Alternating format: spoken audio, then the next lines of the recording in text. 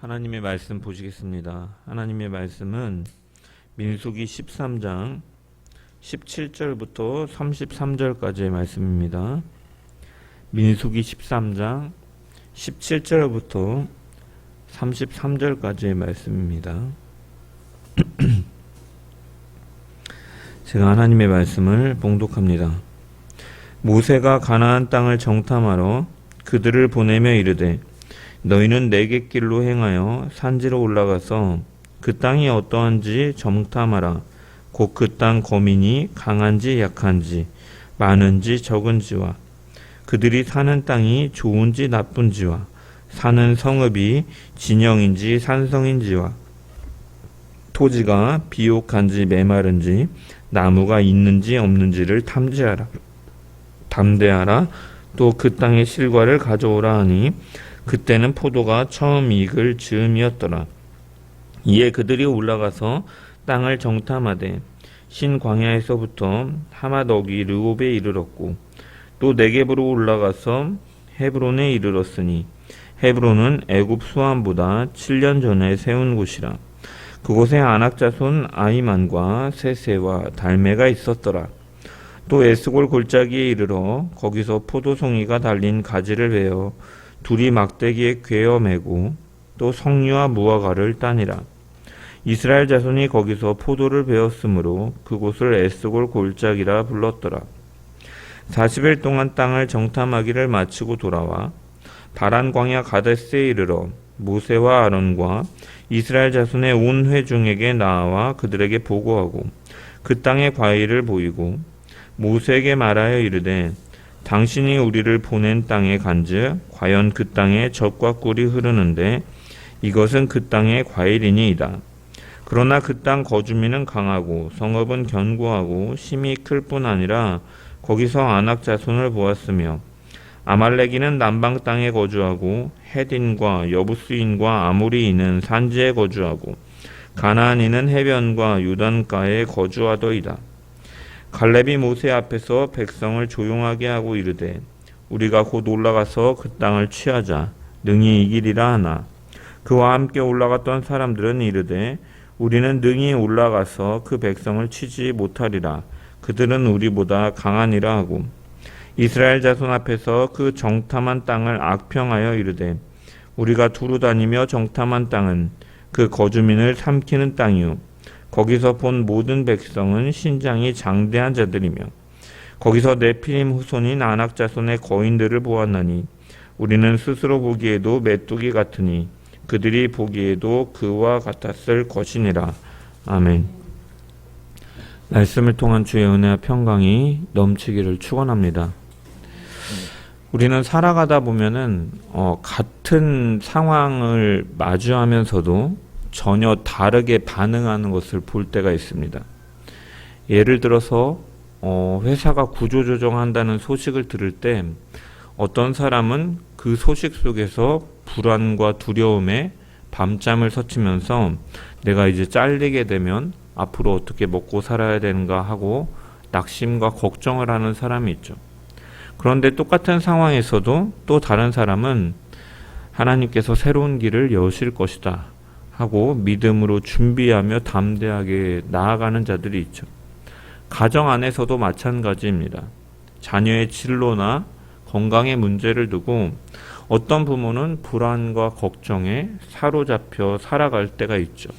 그래서 우산장수와 집신장수 아들을 둔 어머니와 같은 경우에 비가 올 때는 집신이 팔리지 않을까 걱정하고 햇볕이 쨍할 때는 우산이 팔리지 않을까 걱정하는 그러한 어머니의 심정과 같이 걱정 가운데 사로잡혀 사는 사람이 있죠. 하지만 같은 문제를 겪으면서도 어떤 부모는 하나님께서 자녀의 인생을 더 잘하시고 가장 좋은 길로 인도하실 것이다라는 믿음을 붙들면서 살아가는 자들도 있죠. 같은 현실인데 이렇게 다른 반응이 나타나는 경우가 있다라는 것이죠. 그 다음 그 차이는 무엇으로 인해서 이러한 차이가 드러나는가? 바로 그것은 무엇을 보느냐, 어떤 눈으로 보느냐의 차이가 있다라는 것입니다. 현실을 바라보는 눈이 하나님 그 약속을 신뢰하는 가운데 바라보는 눈이 아닌 불신앙의 눈으로 바라보면 두려움과 절망이 보일 수밖에 없는 것이죠. 그러나 같은 현실을 믿음의 눈으로 바라보게 되면 거기서 하나님의 약속을 발견하게 되고 그 약속을 통해서 소망을 의지할 수가 있게 되는 것이죠. 오늘 우리가 읽은 민수기 13장의 말씀은 이 차이를 아주 분명하게 보여주고 있습니다. 하나님께서는 이스라엘 백성에게 약속하신 가나안 땅을 눈앞에 두고 정탐꾼을 보내주죠. 이 애굽에서부터 가나안까지는 이 10하루길이라는 표현과 같이 그렇게 먼 거리가 아니었고, 실제로 이스라엘 백성들도 이 시내 광야 2월 첫째 달에, 민수기에 보면 첫째 달에 출발을 해서 오늘 본문에 포도가 열리는 시기, 이 여기서 말하는 2월 달은 태양력으로 치면 3, 4월을 가리키고 포도가 열리는 시기는 한 6월 정도로 가리키니까 200만의 인원들이 2달여에 걸쳐서 천천히 멈추기도 하고 가면서 어쨌든 그렇게 멀지 않은 거리를 걸어온 것이죠. 하지만 이들이 어떠한 눈으로 보았느냐에 따라서 결국은 이 길을 40년이라는 시간 동안 방황하게 되고 1세대는 들어가지 못하고 2세대가 들어가는 결과를 가져오는 것이죠. 그래서 이 차이가 바로 어떠한 눈으로 바라보느냐에 있다라는 거예요. 정탐꾼들, 12명의 정탐꾼들은 똑같은 눈으로 똑같은 땅을 보고 돌아왔습니다. 하지만 10명은 불신앙의 눈으로 바라보았기 때문에 우리는 메뚜기와 같고 저들은 거인처럼 강대한 자들이다. 우리가 그 땅을 차지하는 것은 불가능하다라고 말을 했지만 여호수아와 갈렙은 믿음의 눈으로 우리가 올라가서 능히 취하자, 능히 이기리라. 왜냐하면 하나님께서 우리와 함께 하시고 하나님께서 약속하신 땅이기 때문이다 라고 이렇게 믿음으로 고백하고 있는 것이죠. 그래서 그 차이는 바로 약속하신 하나님을 보았느냐 아니면 눈앞의 문제만을 보고 있느냐라는 차이였던 것이죠. 그래서 우리는 오늘 본문의 말씀을 통해서 우리가 어떤 눈으로 세상을 바라보고 있는지를 우리가 점검하기를 소망합니다. 문제와 현실은 크게 보면서 불신앙의 눈으로 살아가고 있지는 않은지, 아니면 하나님의 약속을 붙들고 믿음의 눈으로 바라보고 있는지 말씀 앞에서 점검하고, 혹여나 불신앙의 눈으로 바라보고 있다면 돌이켜서 하나님의 약속을 붙들고 믿음의 눈으로 바라보며 나아가는 자들 되기를 소망합니다. 17절에서 18절의 말씀을 보면은 모세는 정탐꾼들에게 명령하고 있습니다. 모세가 가나안 땅을 정탐하러 그들을 보내며 이르되 너희는 네겝길로 행하여 산지로 올라가서 그 땅이 어떠한지 정탐하라 라고 명령하고 있습니다. 여기서 정탐하라 라는 말은 히브리어로 이 라라는 말인데 단순히 눈으로 보라라는 의미를 넘어서서 주의 깊게 관찰하고 그것에 대해서 평가하라라는 뜻을 가지고 있죠. 그리고 모세는 그렇게 명령하면서 18절에 보면은 그들이 사는 땅이 그 땅의 거민이 강한지 약한지, 그리고 그곳에 사람들이 많은지 적은지를 보라라고 말을 하죠. 그리고 19절에 그 땅이 좋은지 나쁜지, 그곳이 성읍인지 진영인지, 비옥한지 메마른지, 나무가 있는지 없는지를 보라라고 이렇게 구체적으로 명령하고 있습니다. 모세의 명령을 종합적으로 정리해 보면 정탐꾼들에게 무엇을 명령하고 있습니까? 그곳의 땅의 지형이 어떠한지, 그들이 어떠한 거주 형태를 띠고 있는지, 그들의 군사력은 어떠한지, 그 땅의 생산력은 어떠하고 환경은 어떠한지, 조건은 어떠한지를 다 확인하라라는 것이죠. 그리고 이것들은 왜 이렇게 확인하라고 합니까? 약속의 땅을 실제로 차지하는 데 있어서 필요한 정보들이기 때문에 그것을 구체적으로 준비하기 위해서 모세는 이렇게 명령하고 있는 것이죠. 그런데 우리가 여기서 한 가지 의문을 가질 수 있는 것은 가나안 땅은 하나님께서 주시기로 약속한 땅이다라는 것이죠. 그러면 하나님께서 이미 그 땅을 주시기로 약속하셨는데 왜 모세는 굳이 이렇게 자세하게 살펴보라고 명령하고 있는가? 이것은 모세가 믿음이 없어서 그런 것인가? 결코 그렇지 않다라는 것이죠. 우리가 주의 깊게 13장을 살펴보면 모세는 하나님의 명령 속에 이러한 일을 수행하였던 것이죠. 1절과 2절을 보면은 하나님께서는 모세에게 이렇게 명령하십니다. 여호와께서 모세에게 말씀하여 이르시되 사람을 보내어 내가 이 이스라엘 자손에게 주는 가나안 땅을 정탐하게 하되 그들의 조상의 감은 각 지파 중에서 지혜가 안 된 자 한 사람씩 보내라 라고 말씀합니다. 즉 모세는 정탐꾼들을 파송하는데 이것은 독단적으로 그가 결정해서 보내는 것이 아니라 하나님의 명령에 따라 보내고 있다는 것이고 하나님의 뜻에 따라서 이 정탐꾼들이 명령을 수행하도록 자세히 살펴보도록 명령하고 있는 것이죠. 그렇다면 이 과정 속에서 우리가 한 가지 사실을 발견할 수가 있는데 하나님께서 말씀을 통해 주신 약속을 우리에게 무조건적으로 믿고 비현실적으로 받아들이게끔 하시는 것이 아니라 현실 속에서 그 약속을 붙들고 준비하게 하신다라는 사실을 발견할 수가 있는 것이죠. 즉 정탐꾼을 파송하고 그 땅을 꼼꼼하게 정탐하고 그 땅을 취하기 위해서 준비 계획과 그 과정들을 수립하는 것은 약속을 불신하는 과정이 아니라 약속을 구체적으로 확인하는 과정에 포함되어 있는 것이죠. 그래서 하나님께서 모세를 통해 정탐꾼들에게 요구하시는 것은 단순한 관찰이 아니라 약속의 말씀을 기준으로 해서 현실을 해석하는 것을 의미하는 것이죠. 모세가 굉장히 구체적으로 지시했던 것은 단순히 인간적인 계산 속에서 나오는 것이 아니라 약속의 말씀을 믿고 준비하기 위해서 그 약속을 수행하기 위해서 철저하게 순종하고 준비하는 과정이 있었다라는 것이죠. 왜냐?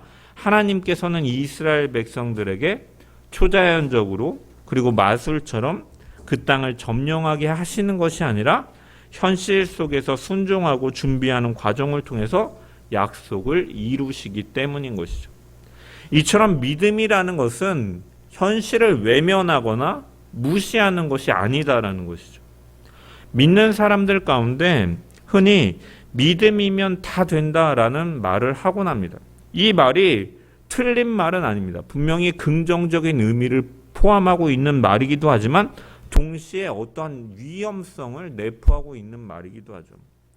근데 신비주의가 숨어 있는 거예요. 그래서 신비주의는 현실은 무시하고 마치 믿음이라는 것이 눈을 감고 달리기를 하는 것처럼 생각하게 만드는 것이 바로 신비주의죠. 그래서 이러한 잘못된 신비주의에 빠지게 되는 경우에 이러한 경우들이 있죠. 질병에 걸렸는데 병원에 가지 말아라. 약 먹지 말아라. 믿음을 가지고 기도하면 된다. 병이 낫지 않는 것은 네가 믿음이 없어서 그렇다라고 말을 하는 것이죠. 그래서 실제로 이러한 잘못된 신앙 속에서 부모가 아이를 방치하여서 목숨을 잃게 되는 경우들이 뉴스를 통해서 가끔씩 목도되기도 하는 것이죠. 하지만 성경이 말하는 믿음은 그렇게 현실을 무시하는 가운데 비이성적인 것이 아니다라는 거죠. 믿음은 현실을 부정하는 맹목적인 것이 아니라 현실 속에서 하나님의 약속을 붙잡고 해석하는 신뢰다라는 것이죠. 그래서 믿음의 조상인 아브라함도 마찬가지였습니다. 아브라함에 대해서 기록한 이 로마서 4장 19절에서 22절 말씀을 보면 아브라함에 대해서 이렇게 말씀합니다. 그가 100세나 되어 자기 몸이 죽은 것 같고 사라의 태가 죽은 것 같음을 알고도 믿음이 약하여지지 아니하고 믿음이 없이 하나님의 약속을 의심하지 않고 믿음으로 견고하여져서 하나님께 영광을 돌리며 약속하신 그것을 또한 능히 이루실 줄을 확신하였으니 그러므로 그것이 그에게 의로 여겨졌느니라 라고 말씀합니다. 아브라함은 현실을 분명히 알았던 것이죠. 자기의 몸이 늙었다라는 사실, 그리고 사라의 태가 이미 다쳤다는 사실을 모른 척하지 않았던. 하지만 그는 그 현실을 넘어서 때로는 의심하고 연약함 속에서 현실과 타협하기도 했지만 그 과정들 속에서도 결국 하나님의 약속을 바라보고 그의 신앙이 성장해감을 통해서 그 현실을 넘어서 능히 이루실 줄을 확신하는 하나님을 그가 바라본 것이고 그 믿음에 대해서 성경은 이것이 바로 아브라함의 믿음이다라고 말하고 그것이 그에게 의로 여겨졌다라고 로마서는 말씀하고 있는 것이죠. 그래서 사도 바울은 고린도후서 5장 7절에 이렇게 말씀합니다.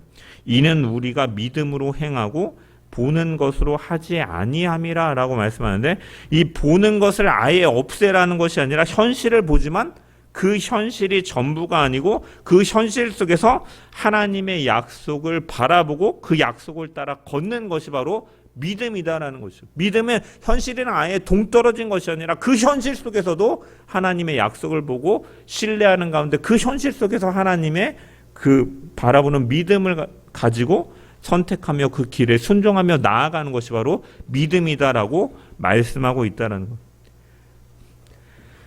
믿음은 눈을 감는 것이 아니라 눈앞에 보이는 현실과 그 현실 너머에 있는 하나님의 실제와 약속을 확신하는 가운데 살아가는 것이 바로 믿음인 줄 믿습니다. 그래서 우리가 살아가면서 우리는 현실의 문제에서 사실은 자유로울 수가 없죠. 직장의 문제라든지 건강의 문제라든지 가정의 문제라든지 재정적인 문제라는 이러한 것들을 우리가 무시하면서 살아갈 수가 없습니다. 현실은 분명히 어렵고 때로는 그것이 우리에게 위협적으로 다가오기도 하죠. 그러한 가운데 믿음은 현실을 외면하거나 회피하는 것이 아니라 그 현실 가운데서도 우리가 최선을 다하고 그 현실 속에서 최선을 다하고 또한 그 가운데서 인도하실 하나님을 기대하면서 말씀을 붙들고 살아가는 것이 바로 믿음인 줄 믿습니다. 하나님께서는 로마서 8장 28절에 하나님을 사랑하는 자, 곧 그의 뜻대로 부르심을 입은 자들에게는 모든 것이 합력하여 선을 이루느니라 라고 말씀합니다. 또한 히브리서 13장 5절에 내가 결코 너희를 버리지 아니하고 떠나지 아니하리라 라고 말씀하죠. 이처럼 하나님께서는 우리를 가장 선한 길로 인도하시고 우리를 버려두지 않으시고 합력하여 선을 이루시는 하나님이다라고 약속하고 계시다라는 거죠. 우리는 이 하나님을 신뢰하는 가운데 믿음의 눈으로 현실 속에서 하나님의 약속을 신뢰하며 그 믿음의 길로 나아가는 자들이 되어야 될 줄 믿습니다. 오늘날 교회 안에도 신비주의적인 믿음이 많이 스며들어 있습니다. 대표적으로 번영신앙 같은 것들. 믿으면 무조건 이 땅에서 잘 되고 하나님께서 기적을 일으켜서 부자가 되고 병이 다 낫는다라고 가르치고 주장하죠. 그러나 성경은 때때로 믿는 자에게도 고난이 찾아올 수 있고 이 고난조차도 하나님의 선하신 뜻임을 고백하는 것이 바로 믿음임을 성경은 말씀하고 있죠. 또한 교회 안에 또 이러한 맹목적인 기도가 있죠. 기도만 하면 다 해결이 되고 준비나 계획은 필요 없고 그냥 기도만 하면 모든 것이 순탄하게 될 것이다라고 말하는 자들이지만 성경은 기도와 함께 준비하며 성실하게 행할 것을 가르치고 있고 오늘 본문도 그러한 모습을 보여주고 있는 것이죠. 그리고 또한 믿음이라는 것은 현실을 도피하지 않게 하는 것이죠. 문제를 직시하지 않고 믿습니다라는 말로 덮어버리는 현실 회피적인 신앙을 성경은 믿음이라고 말하고 있지 않다라는 거예요. 성경은 믿음의 문제를 믿음은 문제를 직시하면서도 그 약속을 붙들고 하나님께 나아가는 담대함을 붙드는 것이 바로 믿음이다라고 우리에게 권면하여 주고 있는 것이죠. 이러한 잘못된 신비주의들은 결국은 이러한 신앙을 갖고 된다면 복음을 왜곡시키고 하나님의 말씀을 왜곡시키다 보니까 결국 그러한 일들이 일어나지 않았을 때 실망하게 되고 하나님을 불신하게 만들고 교회를 신앙을 떠나가게 만드는 것이죠. 반면에 성경적인 믿음은 현실을 정확하게 보고 그 또한 그 현실 속에서 크신 하나님을 붙들게 하는 것이죠. 그 약속이 있기 때문에 우리는 절망 대신에 소망으로, 두려움 대신에 담대함으로, 원망 대신에 감사함으로 살아갈 수가 있는 것이죠. 환경이 바뀌지 않더라도 그 환경을 바라보는 우리가 변하게 되고 그렇기 때문에 불평이 아닌 감사가, 원망 대신 감사가 두려움 대신 담대함이 절망 대신에 소망을 붙들고 살아갈 수가 있게 되는 것이죠. 그러므로 우리는 현실을 바로 직시하면서도 또한 그 안에서 최선을 다해 감당하면서 하나님의 약속을 붙드는 온전한 믿음으로 살아가는 주의 백성들 되기를 축원합니다. 때로는 넘어지기도 하고 연약한 가운데 타협할 수도 있습니다. 아브라함이 그러했고 야곱이 그러했고 성경에 많은 믿음의 선진들이 그러했지만 하지만 그런 과정 속에서도 하나님께서 붙들어 가시고 인도해 가시는 과정들을 경험함을 통하여 그들의 믿음이 성장하고 결국 하나님을 온전히 신뢰하고 믿는 가운데 나아가고 하나님께서 그들을 의로 여기셨던 것처럼 그 온전한 믿음으로 하나님을 의지하며 나아가고 신앙의 성숙을 이뤄나가는 복된 성도들 되기를 주님의 이름으로 간절히 축원합니다. 21절과 21절부터 25절의 말씀을 보면 이제 가나안 땅을 정탐하러 보낸 자들이 가나안 남방에서부터 헤브론까지 가나안 지역을 두루 다니며 살폈다라고 기록되어 있습니다. 그리고 이 중에 23절의 말씀을 보면은 그들이 이제 에스골 골짜기에 이르러 거기서 포도송이가 달린 가지를 베어서 둘이 막대기를 꿰어 매고 또 석류와 무화과를 따니라라고 기록되어 있습니다. 여기서 포도송이 달린 가지라고 이 번역된 이 말을 원문으로 보면은 이 하나를 뜻하는 에하드라는 말이 단어가 포함되어 있습니다. 즉 하나의 포도송이가 달린 가지를 베어서 둘이 이렇게 메었다라고 기록하고 있는 것이죠. 그래서 하나의 포도송이가 얼마나 컸는지 두 사람이 막대기에 메어서 가져왔다라는 것이죠. 성경 주석들을 보면은 실제로 에스골에서는 무려 5kg에 이르는 포도송이도 발견된다라고 합니다. 물론 5kg가 엄청 큰 혼자서 못 들 정도의 무게는 아니지만 이 둘이 맨 것은 이 원형을 손상시키지 않고 잘 보존하여서 이제 보고하기 위해서 정탐꾼들이 두 사람이 이 묶어서 운반한 것임을 우리가 유추해 볼 수가 있죠. 그래서 24절을 보면은 이 그곳 이름을 에스골 골짜기라 불렀더라라고 이 내레이터는 덧붙이고 있죠. 에스골은 포도송이라는 뜻으로 장소 자체가 하나님의 약속을 증언하는 지명이 된 것이죠. 그래서 정탐꾼들이 가져온 이러한 포도송이 그리고 석류와 무화과들은 단순한 과일이 아니죠. 하나님께서 말씀하신 약속이 실제라는 증거를 의미하는 거예요. 그래서 하나님께서 말씀하신 젖과 꿀이 흐르는 땅이라는 그 약속이 추상적인 것이 아니라 눈에 보이고 손에 잡히는 실제로 나타난 것이 바로 이 과일 열매들인 것이죠. 그래서 정탐꾼들은 40일 동안 땅을 정탐하기를 마치고 돌아왔다라고 기록되어 있죠. 이들은 그래서 40일 동안에 그 바라본 것은 하나님께서 약속하신 풍성한 것들을 실제로 경험하고 바라보고 돌아왔다라는 것이에요. 이처럼 하나님께서는 우리에게도 이러한 약속의 열매들을 우리의 삶 가운데 보여주시는 분이신 것이죠. 우리에게 가장 확실한 열매로 보여주신 것이 무엇입니까? 죄인 되었던 우리를 구원하시기 위해서 독생자 예수 그리스도를 세상 가운데 보내주신 것. 그리고 그분은 우리의 죄를 사하시기 위하여 십자가에 달려 죽으셨다가 구약의 모든 성경의 예언대로 이방인의 손에 넘겨져서 죽으셨다가 또한 그분은 죄가 없으신 분으로 부활하심을 통해서 우리에게 생명의 소망으로 주어진 것이죠.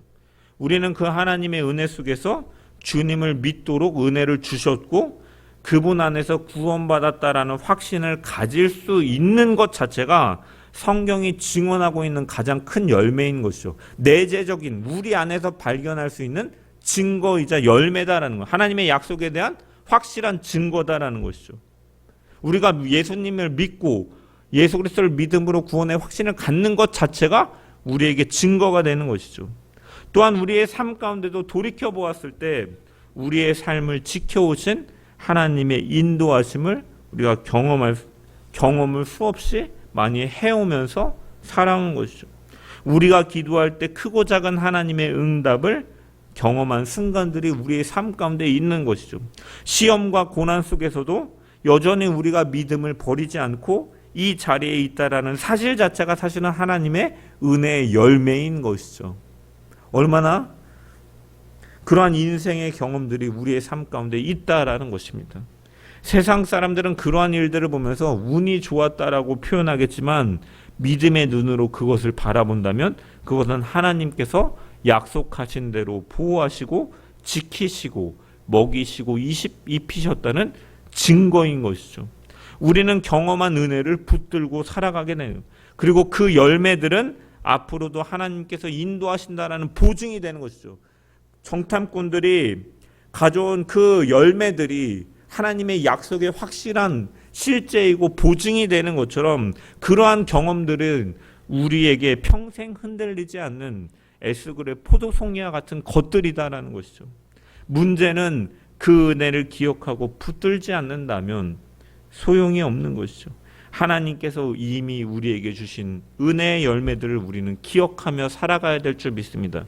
그것을 붙들 때 우리는 다시 때로는 연약하고 흔들릴 때 약속의 하나님을 붙들 수 있게 되고 신뢰하게 되고 믿음으로 담대하게 나아갈 수 있는 줄 믿습니다. 내 삶 가운데 베푸신 그 하나님의 은혜의 열매들을 날마다 기억하고 붙들고 살아감을 통하여 그 하나님을, 앞으로도 인도하실 하나님을 신뢰하며 나아가는 주의 백성들 되기를 주님의 이름으로 간절히 축원합니다. 10명의 정탐꾼들은 포도송이를 직접 보았고 직접 짊어지고 돌아왔습니다. 하지만 그들이 내린 결론은 무엇이었습니까? 바로 불신앙이었죠. 그들의 시선이 하나님의 약속에 대한 실제인 열매가 아니라 강대한 아낙 자손들, 그리고 그 땅에 거주하는 그 거주민들에게 고정되었기 때문이죠. 그래서 하나님께서 주신 약속의 땅, 가나안 땅마저 악평하는 일을 갖습니다. 그들이 처음에 돌아왔을 때 27절에 보면 당신이 우리를 보낸 땅에 간즉 과연 그 땅에 젖과 꿀이 흐르는 땅이었다라고 처음에는 신앙의 그 확인하는 것처럼 보이지만 결국 나중에 가서 그들은 악평하여 이르되 우루가 32절에 보면 정탐한 땅은 그 거주민을 삼키는 땅이다 라고 악평하는 일을 갖죠. 그래서 이들은 아낙 자손을 가리켜서 33절에 보면은 네피림의 후손인 아낙 자손의 거인들을 보았다라고 말을 합니다.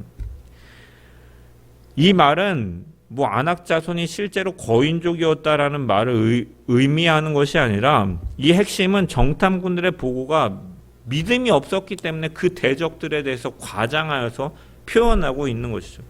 실제로 성경 어디에도 아낙 자손을 초자연적인 괴물 같은 존재로 그리고 있지는 않습니다. 이 네피림으로 언급되는 네피림이 언급되는 창세기 6장도 보면 네피림이 거인을 가리킨다라는 내용은 사실은 등장하지 않죠.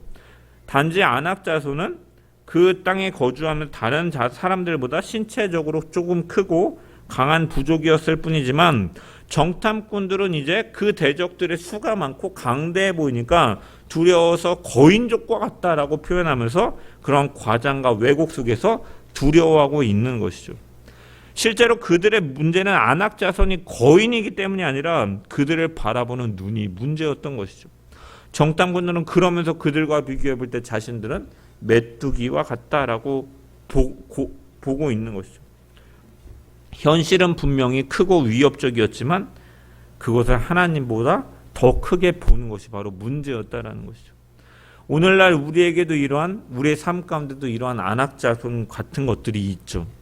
직장에서 해결되지 않는 문제들, 어떤 경제적인 압박들, 건강의 위기, 가족의 갈등 같은 것들은 결코 해결될 것 같지도 않고 이겨낼 수 없는 문제처럼 여겨질 때도 있는 것이죠. 그래서 우리는 그 문제 앞에서 우리는 쉽게 말할 때가 있습니다. 나는 메뚜기와 같다. 나는 도저히 못한다. 그런데 믿음은 그 큰 문제 앞에서 하나님을 더 크게 보는 것이죠. 갈렙과 여호수아는 똑같은 아낙 자손을 보았지만 다른 결론을 내리죠.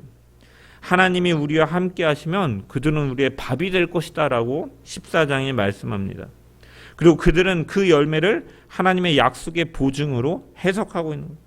그 땅은 심히 아름답다. 14장 7절에서 8절에 보면 그 땅은 심히 아름답다. 하나님이 우리를 기뻐하시면 능히 주실 것이다 라고 말을 하는 거예요. 즉 같은 현실을 보아도 믿음으로 보는가 불신앙의 렌즈로 보느냐에 따라서 해석이 전혀 달라지고 전혀 다른 결과를 가져오게 되는 것이죠. 오늘 우리의 삶에도 하나님께서 주신 약속의 열매들이 있죠. 우리가 이미 복음을 들었다는 것 자체가 열매인 것이고 지금까지 하나님께서 우리를 돌보시고 먹이시고 입히셨다는 것이 열매인 것이죠. 그리고 우리가 믿음으로 여기까지 온 것 자체가 우리에게 주어진 열매입니다. 그럼에도 불구하고 우리는 이 열매를 잊어버리고 때로는 원망할 때가 있죠. 왜 내 삶은 이렇게 힘이 드는가? 왜 다른 사람은 저렇게 잘 되는데 나는 왜 이러는가? 이렇게 불평하는 자리에만 있다면 10명의 정탐꾼과 다를 바가 없는 것이죠. 반대로 우리가 이미 하나님이 주신 열매들을 기억하고 붙든다면 지금 상황은 어렵지만 하나님은 이미 은혜의 증거를 내 삶 가운데 주셨다. 앞으로도 반드시 하나님의 뜻대로 이루실 것이다 라고 고백하면서 담대하게 나아갈 수가 있는 것이죠. 그것이 바로 믿음의 해석인 것입니다. 혹시 우리의 삶 가운데 겪고 있는 문제와 어려움들이 너무나 크게 보이고 그것을 이길 수 없는 것처럼 보이는가? 그럴 때일수록 우리는 하나님께서 이미 주신 은혜의 증거들을 붙들음을 통해서 과거에 주신 은혜, 지금까지 인도하신 은혜, 이미 보여주신 응답과 기도의 열매들을 기억하면서 앞으로도 믿음으로 해석하고 나아가는 복된 자들 되기를 축원합니다. 열매를 보았으나 불신앙으로 해석하는 것이 아니라 열매를 보며 하나님의 약속을 붙드는 성도들 되기를 주의 이름으로 간절히 축원합니다. 하나님이 그때도 나와 함께 하셨으니 지금도 나와 함께 하고 계시고 앞으로도 반드시 나와 함께 하시며 이루실 것이다라는 이 믿음의 고백으로 힘든 시기 가운데서도 흔들리지 않고 담대함으로 나아가는 주의 백성들 되기를 주님의 이름으로 간절히 축원합니다. 말씀을 마무리합니다. 오늘 본문이 우리에게 주시는 메시지는 분명하죠. 믿음의 눈으로 약속을 바라보라라는 것이죠. 현실은 언제나 만만치 않습니다. 우리 앞에는 언제나 안악자손과 같은 문제들이 서 있습니다. 직장에서, 가정에서, 건강에서, 관계 속에서 크고 작은 이 문제들이 있는 것이죠. 우리는 때때로 그 문제 앞에서 작아 보이고 메뚜기처럼 내 스스로가 보잘것없는 것처럼 여겨질 때가 있죠. 하지만 기억해야 될 것은 살아계신 하나님께서 우리와 함께 하시고 우리는 그분의 언약 백성이라는 사실인 것이죠. 하나님의 손 안에 붙들린 자들이고 하나님의 약속 위에 서 있는 자들인 줄 믿습니다. 그러므로 하나님께서 우리와 함께 하시는데 누가 우리를 능히 대적하겠느냐라는 믿음 속에서 하나님을 신뢰함을 통하여서 믿음의 이 문제의 크기에 압도당하는 것이 아니라 문제보다 더 크신 하나님을 바라보고 그 주권을 인정하는 가운데 담대하게 살아가는 주의 백성들 되기를 축원합니다. 믿음은 내가 할 수 있다라고 스스로 속이는 것이 아니라 하나님이 하실 수 있다라는 것을 신뢰하면서 그분을 신뢰하는 것이 믿음인 줄 믿습니다. 그러므로 우리의 시선을 눈앞의 문제에 두는 것이 아니라 하나님께로 돌리고 약속을 붙들고 그 약속을 통해서 현실을 해석하고 걸어나가는 주의 백성들 되기를 주님의 이름으로 간절히 축원합니다.